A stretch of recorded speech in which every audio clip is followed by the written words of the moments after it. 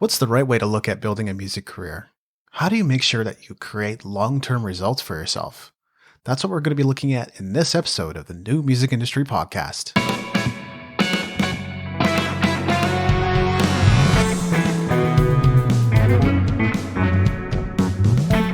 You're listening to the New Music Industry with David Andrew Weeb.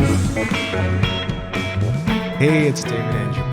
What you're about to hear is a segment from my new course, the Entrepreneurial Essentials for Musicians Masterclass. You can find it at musicentrepreneurhq.com/masterclass. The price goes up every week, so if you'd like to save a little bit of money, head on over there sooner rather than later. It's musicentrepreneurhq.com/masterclass. Enjoy this segment from the Entrepreneurial Essentials for Musicians Masterclass. Hello and welcome. We are live. Sorry for the short delay and thank you for your patience. We were fighting some technical gremlins. Technology is incredible when it works and incredibly annoying when it doesn't. So thanks for bearing with us. Sorry to be starting a little bit late. I guarantee it will be worth your while waiting a few minutes. Very welcome, a very warm welcome to you all here today, whether you are a Musical You fan or even a Musical You member. If we have any members, give a shout out in the chat box. I'm sure we have a few who have come along. Today, we are joined by a very special guest. I'm delighted to say we have David Andrew Weeb, author of The New Music Industry and The Essential Guide to Entrepreneurship for Musicians. David, say hello. Hello, everybody.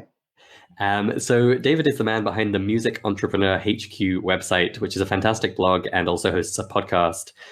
And he is himself a guitarist and songwriter based in Canada, but he's really made a name for himself online with his writing on modern music entrepreneurship and what it means to try and make a living with music in this day and age.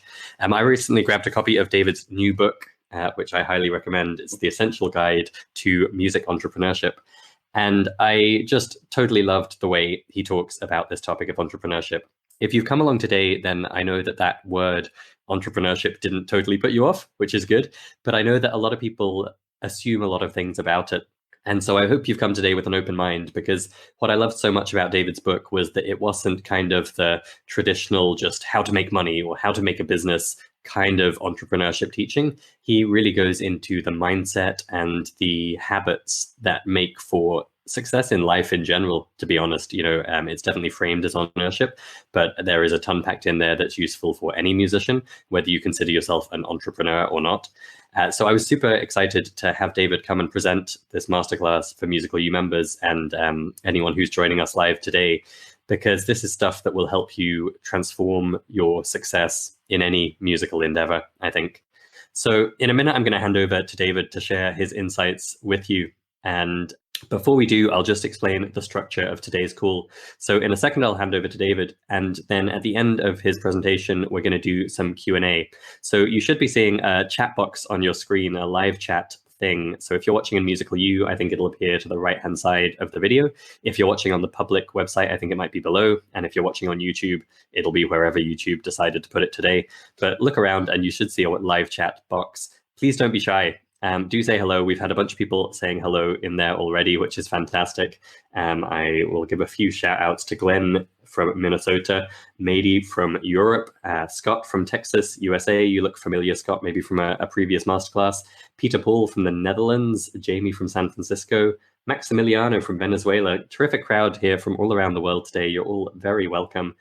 Stephanie and Jim as well, and that MC Nick, you are all very welcome. Thank you for joining us today. And I can see we have a ton more tuned in live that haven't yet said hello in the chat. So if you're feeling shy or you haven't said hello yet, please do say a quick hello and tell us where you're from or what instrument you play. We'd love to hear from you. That live chat will be running throughout today's session, so please do use it. You can make comments and you can ask questions. If it's a certain type of question, I might throw it at David and interrupt him midstream, but most likely I will be holding them back until the end of his presentation, and then we'll have some time for Q&A at the end. That's it from me. Without any further ado, I will hand over to our speaker and presenter today, David Andrew Weeb. Thank you, David. Thank you so much for the great introduction, Christopher. I will say that Christopher has quickly become one of my favorite human beings. And even in the few interactions that we've had, he's such a kind and wonderful person. And so it's a real honor and a pleasure to be presenting here a masterclass for Musical You, which I would definitely recommend checking out. Today, of course, we'll be talking about entrepreneurial essentials for musicians. And I'm going to be covering the basics here. So do not be intimidated. Can everybody see the slides okay? Yep, showing up well. Okay, perfect. Yeah, so don't be intimidated. I think any information that I share with you today is totally applicable, and I am going to have a little challenge for you later on if you choose to accept it. So as an introduction to this material, a musician is effectively a small business owner, whether they know it or not. When you're first getting started, no one knows who you are or what you're about. They don't know what you sound like. They don't know what kind of music you play. Basically, you have to begin creating your fan base. But if you want to sell your music, first you must record it, then publish it, and then market it to your prospects. Or at least that's the traditional way of thinking about it. I'm going to be presenting a different way of thinking about that whole process. If you want to book gigs, of course, you must approach venues and event organizers and strike up a deal, which can be nerve-wracking and pretty scary at first. You know, when you begin reaching out, you realize a lot of people are friendlier than you might expect them to be. But when you're, it's easy to conjure up in your mind images of failure or rejection as you're going about that process. So similarly, a small business owner doesn't have customers when they're first getting started, and no one knows who they are or what they offer, what kind of products or services they have for them. Maybe their immediate friends or partners or affiliates might know something about what they're offering, but most people don't know who they are, what they're up to, especially if they're new to the entrepreneurship. So a small business owner must determine what their product or service is going to be and then market it to their target audience. Similarly, musicians must market their music to their target audience, which if you're just starting to make music, you have no idea who that is. And you may take a while to decide on a direction, whether that's, country music for people that live on farms or rock music for people that love city life or things like that. So if you understand the core fundamentals of running a small business, I believe you'll achieve more in your music career. That's certainly been the case for me. There's a lot of stuff that I really didn't know, especially mindset-wise. And that's some of the stuff that we're going to be talking about today. So even if your only goal right now is to learn an instrument, this information could change the way you think about practice and the rate at which you progress. And that's what we're going to look at today. This is the statement that absolutely changed my life. Employees work for money and other people. Entrepreneurs have money and people work for them. I believe I first heard it from Robert Kiyosaki, who's the author of Rich Dad, Poor Dad. And when I first heard it, I was getting into a business model called network marketing. But it ultimately led me down the path of creating the Music Entrepreneur HQ. And that's because I realized the value in what I was learning and how pertinent it was to building a music career. I got an education in what I was missing, which was primarily mindset. And I'll be covering a lot of that here. I had been pursuing a music career for over 10 years at that point without any major success. And gradually I began to realize why that was. I was missing a lot of keys to getting to where I wanted to go. And so many bands that I joined and participated in and been a part of had ended up breaking up, usually within a year to a year and a half. And that's going to happen to you too if you choose to go that route with being in a band. The key point there is that you can't give up. You have to keep looking for people. You got to be the one with the vision and hold on to that vision and continually find people who can support you in making that vision a reality. But you might be asking yourself, so how do I apply this to my situation? Because that seems kind of intimidating, right? You maybe don't have employees and you may not even have a lot of money right now. So how exactly can you put this into practice sooner rather than later? Well, it's quite simple. You might be familiar with music distribution services such as CD Baby, DistroKid, or Ditto Music. And what they do for you is they get your music out into various online stores as well as streaming platforms like Spotify or iTunes or Apple Music or Deezer or what have you. So when you're paying them, you're effectively paying them to get your music out to online stores and streaming sites. You didn't have to do anything. You just handed them over a little bit of money and they did the rest of the work for you. So if that's something you've already done, congratulations, you're on your way to becoming an entrepreneur. You just had money and people work for you. Similarly, if you decided to join the Musical You community, then you're effectively delegating a portion of your practice to them and improvement. You're paying for some of the accountability that's going to come from the people in the forums and some of the steps they'll have you take, such as setting goals, So you can outsource a portion of your practice time by joining a community like Musical U. And that's, in my mind, entrepreneurial. David, sorry to interrupt. Just a quick question from Scott in the audience. Could you say again the names of the companies you mentioned there?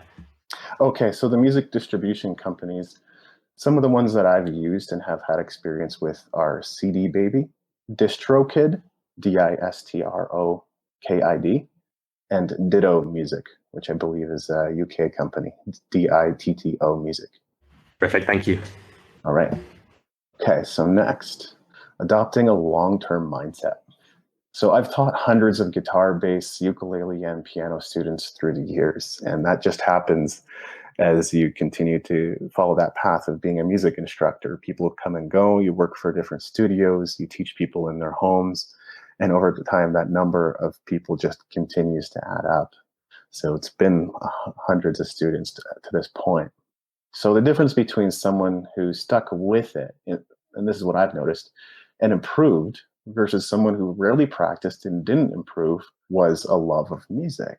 So that's not something I can foster in you. It wasn't something I was able to foster in any of my students. They had to foster it within themselves. So here's a little challenge. If you can't list your favorite artists and bands off the top of your head, you might be in trouble. You may not be as passionate or have as much of a love of music that you need to be able to improve on your instrument. And so what I would do is I would develop a genuine interest in music and begin to follow your impulses, get a magazine subscription or join an online community or begin reading about the artists that kind of fascinate you and pique your interest. This is exactly what I did. So for instance, when I first started playing guitar, I was listening to quite a bit of rap and hip hop music. And one of my favorite groups at the time was the Beastie Boys. And you might know Adam Yauch or MCA. He talked about how he'd become obsessed with Jimi Hendrix at different points in his career. And I found that intriguing. So it wasn't long before I started listening to Jimi Hendrix and then learning his songs on guitar. Now, none of that would have happened if I didn't pick up the guitar to begin with and I didn't have a teacher kind of helping me along and showing me how to play guitar. But as I began to follow that track, I started developing a love for classic rock and rock music in general.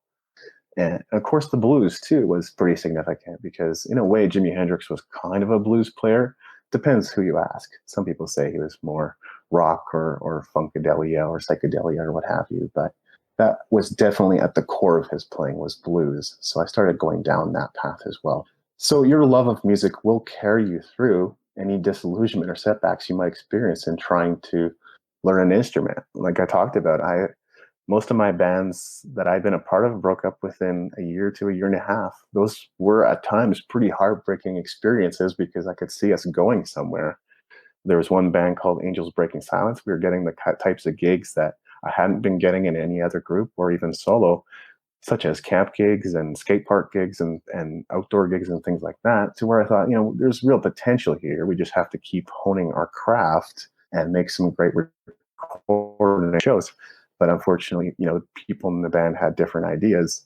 So there's something to be said for vetting the people you work with. But until you have some of those experiences, sometimes it's hard to know what people are looking for. So it is going to be a little bit of trial and error and hunting around for the right people. Now, many people overestimate what they can do in a year and underestimate what they can do in 10 years. That's kind of classic Tony Robbins, but it is very true. Don't think about what you can do today or in a year. Keep at it and begin thinking about what's possible, 3 years, 5 years, 7 years, or even 10 years down the line. And then work daily towards the achievement of what you envision in your mind. The mind is a very powerful tool. We're capable of visualizing and seeing a future for ourselves. And so utilize that, take advantage of that. There is something magical about that number, 10 years. Just look at the Beatles, Metallica, or even Billy Talent. It took them 10 years to break through in their careers. As it's often been said, every overnight success has been 10 years in the making. Even if it even took the best bands that long to get to where they wanted to go, why would it be any different for you or I, right? So no matter what it is you're looking to accomplish, and you don't need to aspire to be the Beatles or Metallica or Billy Talent. You can aspire at whatever level that you want your career to be, or even just learning an instrument at whatever level. But think about what feels good tomorrow, not just today. And that helps you make long-term decisions around that. Now we're going to talk a little bit about taking responsibility for your own growth. Unfortunately, I think it's something that a lot of people don't do. What we want to do here is let go of any expectations others may have for you. So having taught hundreds of students, I've met many parents that had unrealistic expectations. Some thought their child should be virtuoso after 4 lessons. That's like a month worth of lessons, half an hour each, whether they had spent any time practicing or not. Like, isn't that absolutely ridiculous? It doesn't happen that way. Now, I understand you might watch movies like August Rush and think to yourself, gosh, if he can be that good in 6 months, I should be just as good in that amount of time. Well, that may be possible for you. I'm not going to stop you from trying. But for most people, that's just not realistic. It's actually going to take many, many years to master your craft. One of my favorite guitarists is Nuno Betancourt from Extreme. And he grew up in a musical family, and all his brothers played music. And he's known as one of the world's best guitarists now. But he says at the time, he was like the absolute worst in his family.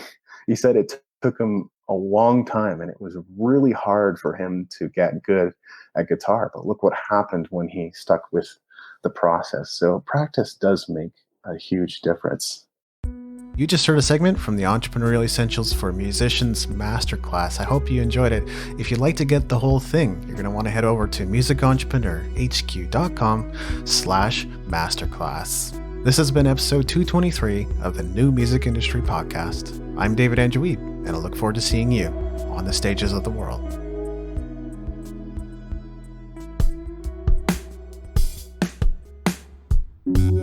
Thank you for listening. Music in this episode was brought to you by Brian Young. Wherever you're listening to this right now, please consider leaving a 5-star review and comment to help us get the word out about the podcast.